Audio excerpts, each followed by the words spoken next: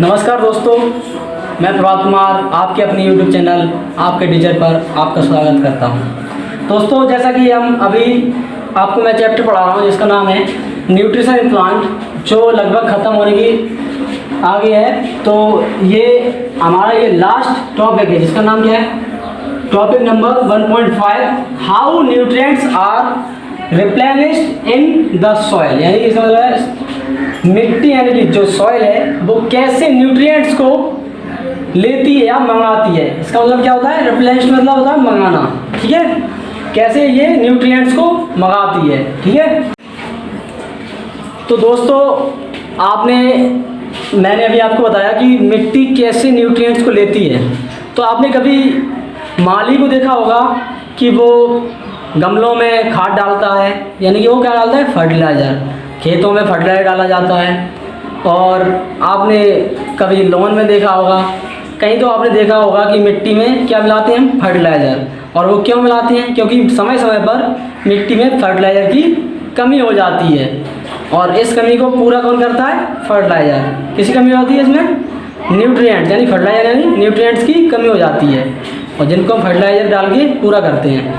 तो इसमें हम फर्टिलाइज़र में ऐसा क्या होता है जिससे ये न्यूट्रिएंट्स की कमी पूरी हो जाती है। तो हमने अभी यहाँ लिखा है the fertiliser and manures contain, मतलब मैन्योर रखता है, contain nutrients such as nitrogen, potassium, phosphorus and etcetera. तो फर्टिलाइज़र के पास कौन कौन सी चीज़ होती हैं, फर्टिलाइज़र में होता है हमारा नाइट्रोजन, पोटेशियम, फास्फोरस एक्सेट्रा। ये तीन बहुत इंपॉर्टेंट होते हैं जो उसके अंदर ज़्यादा मात्रा में पाए जाते हैं, जो हमारी प्लांट को ज़्यादा चाहिए होते हैं। इसलिए मैंने जो हमारी बुक में ये तीन ज़्यादा दिए हैं। एक्सेट्रा मतलब इसमें और भी बहुत सारी चीज़ें होती हैं, ठीक है। हेल्दी रखने के लिए हमने उसमें मिट्टी में क्या मिलाते हैं, फर्टिलाइज़र मिलाते हैं। और जबकि कुछ मतलब ज़्यादातर पौधे नाइट्रोजन की खपत यानी कि नाइट्रोजन को सिंथेसाइज ज़्यादा करते हैं, ठीक है। तो जिससे क्या है, नाइट्रोजन की कमी पड़ जाती है। तो नाइट्रोजन प्राकृतिक डायरेक्ट तो वो ले नहीं सकते हैं, वो डायरेक्ट क्या लेते हैं, एयर से क्या लेते हैं, वो कार्बन डाइऑक्साइड। तो इसलिए नेचर में एक बैक्टीरिया होता है जिसका नाम क्या होता है, राइजोबियम, जो क्या करता है, जो नाइट्रोजन को एयर से लेता है और उसको यूजेबल बनाता है। किसके लिए, ये सिंथेसाइज करने के लिए बना देता है उसको। तो इसमें लिखा है they need nitrogen in a soluble form. इन्हें नाइट्रोजन किस फॉर्म में चाहिए होती है, सॉल्युबल फॉर्म में, जो कि हमें डायरेक्ट नहीं मिल सकती, यानी कि पौधों को ये डायरेक्ट नहीं मिल सकती। द बैक्टीरियम कॉल्ड, एक बैक्टीरिया होता है जिसका नाम होता है राइजोबियम, जो कहाँ पाया जाता है, उसकी जड़ों में यानी कि मिट्टी में पाया जाता है। कैन टेक एटमॉस्फेरिक नाइट्रोजन, ये क्या कर सकता है, ये एटमॉस्फेयर से नाइट्रोजन ले सकता है एंड कन्वर्ट इनटू, और इसको क्या बना सकता है, ये सॉल्युबल बना सकता है, ये उसके यूजेबल फॉर्म में आ जाएगी, ठीक है।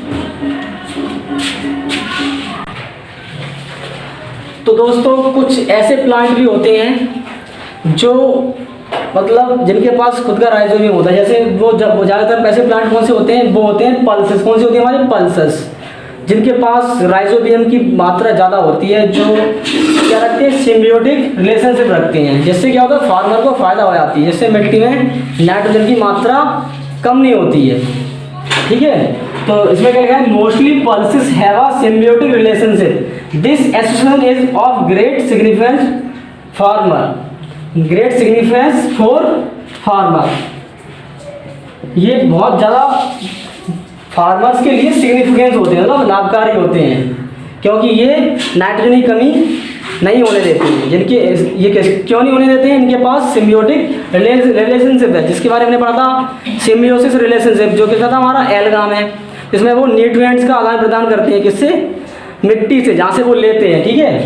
तो इसके और हमें पता चला कि पल्सेस क्या होते हैं, ये लेग्यूमिनस प्लांट होते हैं। जैसे प्लांट जो सिम्बियोटिक रिलेशनशिप रखते हैं, ठीक है, उन्हें क्या कहते हैं हम, लेग्यूमिनस प्लांट। क्या कहते हैं, लेग्यूमिनस प्लांट। तो दोस्तों, हमारा ये चैप्टर यहीं खत्म तो होता है।